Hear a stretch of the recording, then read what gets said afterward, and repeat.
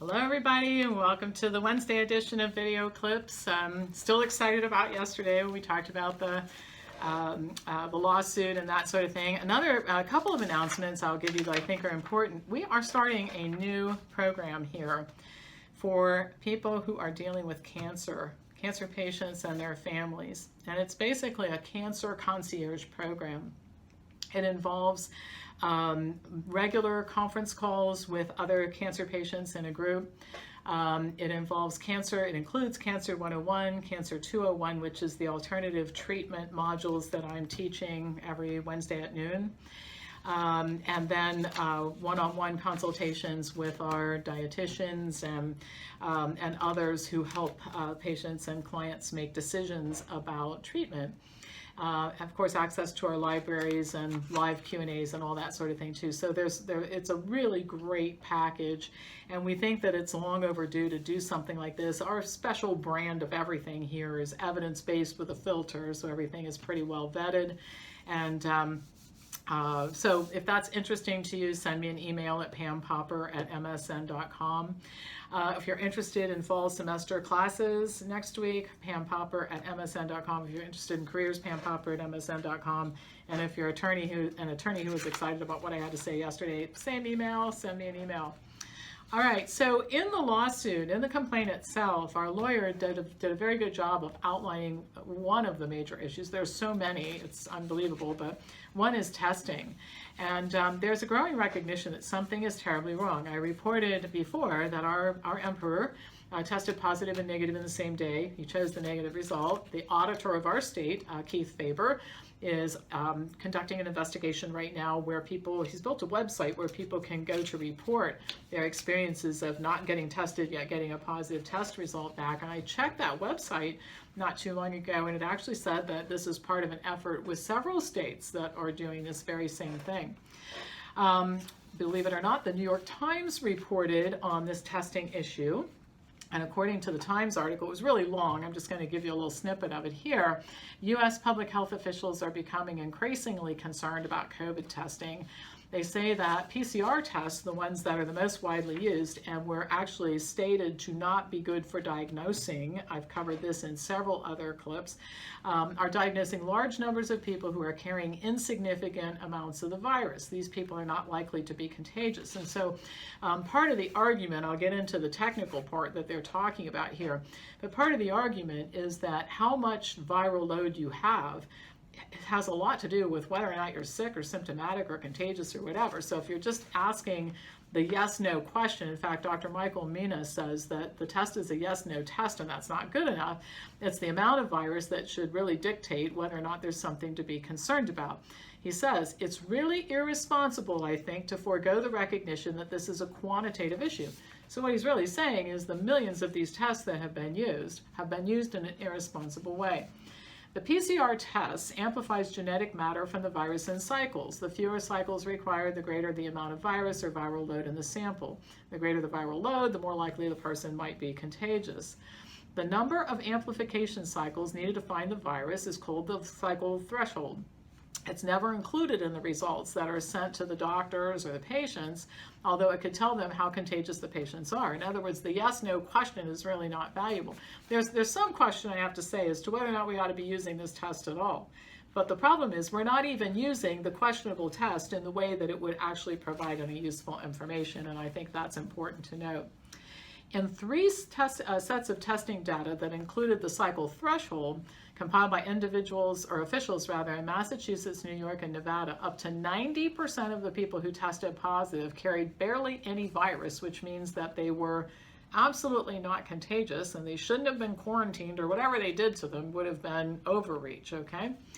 To translate this to what it might mean in daily data, because we're constantly being bombarded by the media about how many cases there are, one day, and you can just take any one day and the numbers come out about the same, but one day the United States reported there were 45,604 new cases, okay? And yesterday in the lawsuit, the cases have nothing to do with anything. It's how many people are in the hospital. Why do we dismantle all the emergency hospitals if this is such an emergency, right? So anyway, if the actual contagion rate were applied, there were really only 4,500 people who might be concerning. Now, 4,500 doesn't sound as scary as 45,000, and as I mentioned in the video yesterday, part of the tactics that are being alleged and the lawsuit that we're involved in is that the fear tactics are being used, and so you get a lot more frightened when you hear 45,000 plus than 4,500. But remember, there are 330 million people in the United States, but we're talking about 0.000000015%. The number of cases, and this has nothing to do with severity. None of these people might even be in the hospital. So Dr. Mina suggests we should change the cycle threshold and start talking about it, and he says that it would have to be 100-fold to 1,000-fold adjustment to come up with any kind of meaningful data. And another virologist at Columbia University, here's a quote from her. She said, "It's just kind of mind-blowing to me that people are not recording the cycle threshold values from all these tests, that they're just returning a positive or a negative." But other labs are starting to look into it, and they're coming up with about the same numbers as Massachusetts, New York, and Nevada. Another one involved New York State's lab alone, and it said that 85 to 90% of the positives would actually have been negatives had these been looked at more critically. Well, again, cases are used to gin up fear, and then fear and cases are used to lock people up and restrict people. And if all of that is wrong, if the tests are inaccurate, they're not even being reported properly, boy, that's something to think about, isn't it? I'll just let you think about what that means. Speaking of tests, I'll tell you some other things that are going wrong in the testing field. At least 3,700 people in Sweden received false positive COVID-19 tests from faulty testing kits that came from China. The tests couldn't distinguish between very low levels of the virus and a negative result. It's been widely exported to other countries. We don't use it here in the United States because the company that makes it in China is blacklisted here. But it did get an emergency use authorization from U.S. authorities for its testing kits in March and an emergency use listing from the World Health Organization in May. And so the Swedes are adjusting their methodology. So Sweden had very few, relatively speaking, cases and very few deaths, but even their numbers are wildly skewed. Now let's look at Palm Beach. Most COVID-19 deaths in Palm Beach County aren't from coronavirus alone. An analysis of deaths in the county, used looking at medical records last month, revealed that most of the county's COVID-19 deaths cannot be attributed to COVID-19 alone. Many of the disease deaths involved comorbidities like diabetes, cardiovascular diseases, dementia. And so they found that 658 cases that they looked at, just 86 listed COVID-19 pneumonia without other contributing causes. Now, why is this really, really important? The reason is because if you are an overweight diabetic person with hypertension and dementia taking multiple medications in a nursing home, and that's the target, that's the population that this virus and every other virus and every other flu season, that's the population that suffers the most. If you're in that condition, you're not going to live very long anyway. I covered nursing home data a couple weeks ago when I talked about the fact that men entering a nursing home usually last less than 6 months, and women entering a nursing home last maybe 1 to 2 years. And so the idea that everybody in the nursing home who dies with all these comorbidities, if they test positive, and I already talked about the problems with the test, you're going to label them as a COVID-19 death is really difficult. They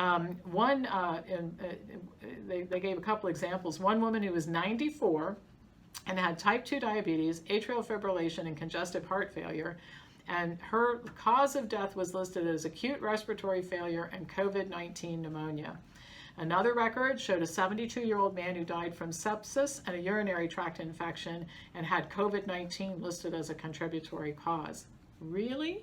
Okay, so I think that we're playing with numbers here.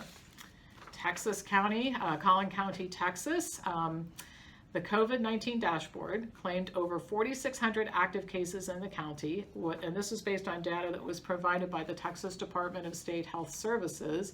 And the hospitals, what got everybody questioning it is, again, how can you have all these cases and there's nobody in the hospital? So the bottom line is that when they adjusted it to look at what really was the number, it wasn't 4,600, it was 81. 81, not 4,600. Over 98% off. Now, how many other places is this going on? Probably a lot. And the United Kingdom, their government has removed 1,308,071 COVID-19 tests from its count, which were counted twice. And officials admitted that out of all the tests that were ever done, they counted each one, or 1 out of 10, two times. They've played games with the numbers in so many ways. They were, when looking at how many tests were administered, at one point in time, they were, if they mailed the test to somebody, they considered that a test that was taken. And the reason was they had set the goal of having 100,000 people tested a day, and they couldn't reach it. So they just started saying, if we mailed it to you, it counts as a test. Another thing, they're truing up the numbers on the deaths for the same reason that I'm talking about with Palm Beach County, in that some of these people died from motorcycle accidents and all kinds of other things, and because they tested positive 6 months ago, it still was listed as a COVID death. So we should expect to see, there's already been 5,000 people withdrawn from the death tolls in the UK as a result of this. So the bottom line is that, this really is starting to, I think, be painfully obvious to anybody who's thinking that something is seriously wrong. And some of you ask me what we can do to convince the people who don't believe this, and I don't think there's anything we're going to do to convince them, because anybody who can listen, if they actually listen to any of this with an open mind, and that they can go check it out. I mean, I think a very convincing thing to show people is to go to makeamericansfreeagain.com and check out the complaint and the supporting documents. Anybody who would look at that and say, I think we're still in the middle of a pandemic, I think there's no hope for them, right? So anyway, if you've checked out our website, makeamericansfreeagain.com, you see that there's no donate button there. We don't want your money, we want your name. If you like what we're doing, buy something from us. We have great educational programs at Wellness Forum Health. WellnessForumHealth.com is where you can check out what we do. And you're always welcome to email me or call our office if you want to talk to us. But we're trying to make sure that other organizations don't lose funding at our, we'll take care of ourselves so that the money that people are contributing can go to their local groups that they belong to. We think that's really important to do. Okay. Well, that's all for Wednesday. I'll be back to you tomorrow with some more news. Again, we're in a celebratory mood to a certain extent, even though we miss Kelly's dog a lot because of the lawsuit that got filed last week. So we'll try to stay focused on the positive, good things coming our way. My email address, pampopper@msn.com. Pass this on to anybody who you think would enjoy learning the truth about all this stuff, and I'll talk to you tomorrow with more news.